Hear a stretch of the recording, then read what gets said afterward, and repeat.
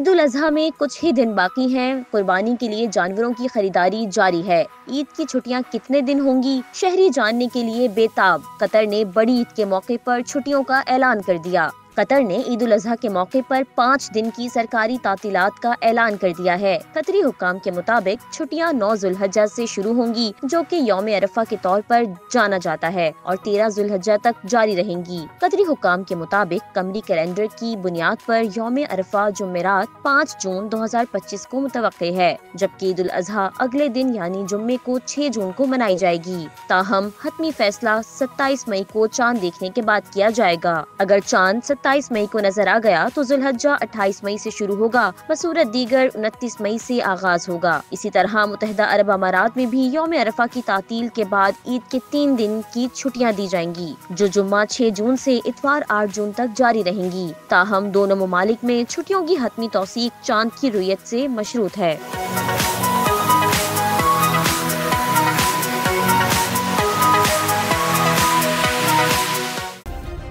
Subscribe करें और bell दबाएं ताकि कोई खबर रह न जाए।